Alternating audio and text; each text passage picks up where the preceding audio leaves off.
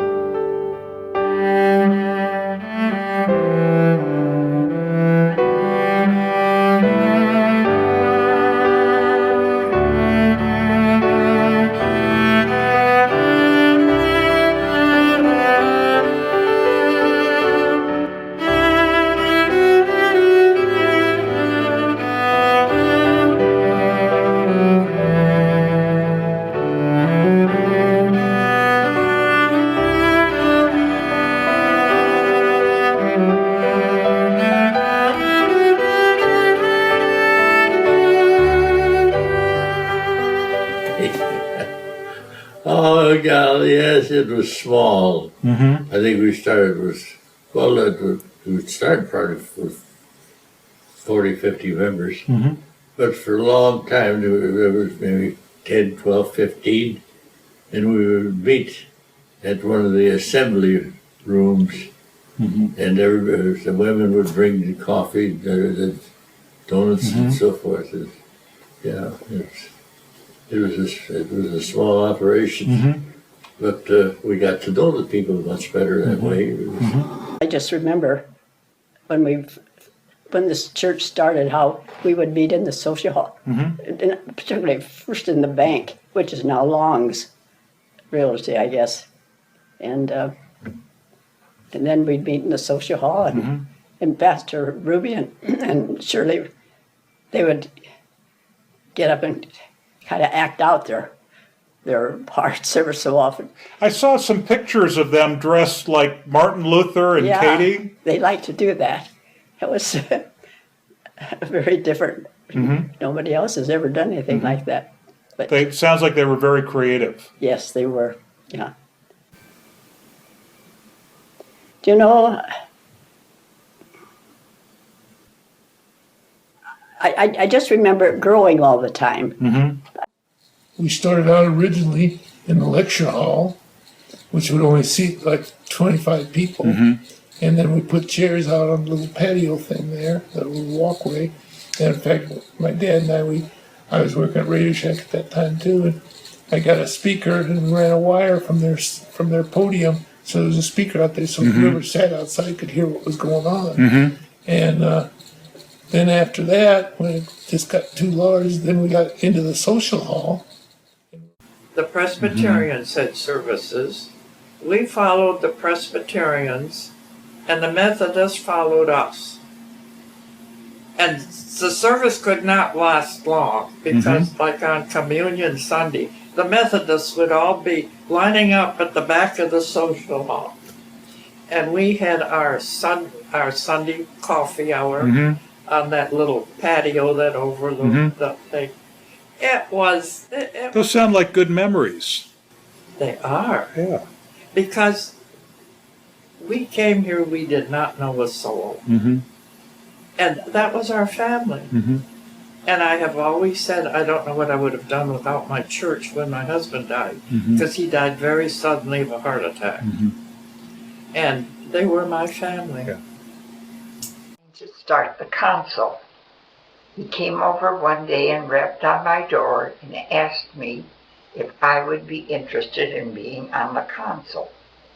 And I told him, Pastor Ruby, I have never worked in the inner part of the church. I have worked all my life and everything, and I really don't know anything about it. And he says, Dorothy, that's exactly what we want.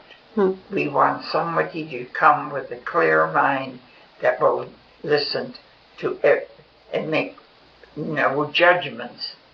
So that was fine. And we worked together very well, but he had such a calm manner, and he really showed that we were a new church. We were trying to do new things our way. And I learned a lot from him about my patience and understanding. It was very good. Headache. And I was in Boswell Hospital, and I was taken to intensive care. Morning, I passed out some of the flowers to the people. Well, the next, I went home. I had the surgery on Monday, and Saturday I went home. And Sunday morning I was in church passing out hymnals, and Pastor Ruby said, let us all pray for Melanie. She had surgery. And then he turned around and he said, what are you doing here? I said, well, it's Sunday. I was passing out the hymnals. And that was in the lecture hall. He was a wonderful man, and Shirley was wonderful. We had a family. And Melissa, his daughter, was part of our family. And we went picnics. We had a sermon at top of Meeker Mountain. And it was what I really wanted. I do love the Easter sunrise service. And I still go to them. They're a part of my life.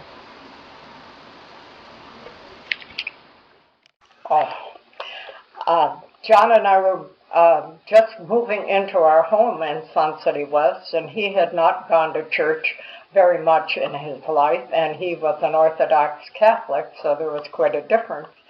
And a car pulled up, and it was a pastor from the American Lutheran Church inviting us to come and worship. And I said to John after he left, I would like to go there. I said, and we'd go to Sun City, but we don't have a church here. And he said, Wilma, if we're going to go to church, we will have a church here eventually, and we're going to go here. And I said, I don't want to be going to a church where we don't have anything but ground, and it hasn't been broken yet, and we don't even know where it'll be.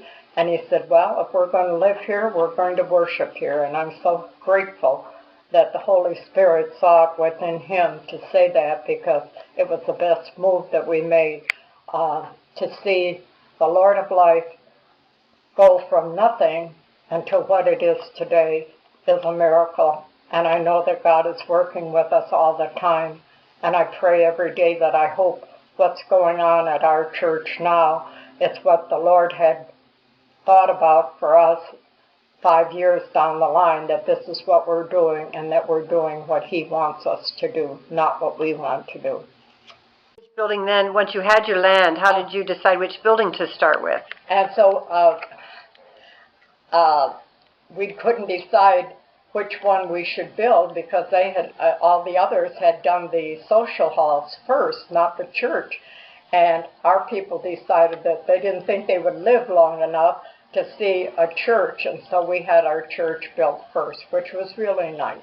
Absolutely, absolutely. All wanting to see what the new church looked like. And the bosses said, no, you can't come in here. It's too dangerous. And so 1 week he went and says, okay, we'll clear out the area that is part of your church, and you can come in and look around. And on this Sunday, we all walked over there and looked over where everything was going to be, and we served coffee that day in the church, and it was just a wonderful feeling. It was all very great. And I have many happy memories of it all. You probably have the dates better, but when they exactly started, that's where they started, was in the social hall. Mm-hmm. And then were there for several years before the building could be built. Got, like I said, moved around a couple times. But Mm-hmm. Mom was talking that Dad's office in the social hall used to be, if people wanted to make an appointment with him or whatever, is he'd just put his briefcase out on the front table and say this was pastor's office, and they could put a note in there. Or, of course, this was the days before cell phones and Yeah. everything else, but they could say, I need an appointment with you, Mhm. or whatever. So, yeah. So. I heard he knocked on a lot of doors too. Yeah, he did. But good foundation there that you started 33 years ago. Well, that's good to know. He certainly worked at it. Mhm. He was very, very good. Well, that was the second show. Lord of Life is built on a solid foundation. In our short history, we have created many precious memories and enriched countless lives with God's grace and care. Where is God leading us today? What is the next chapter in the story of Lord of Life?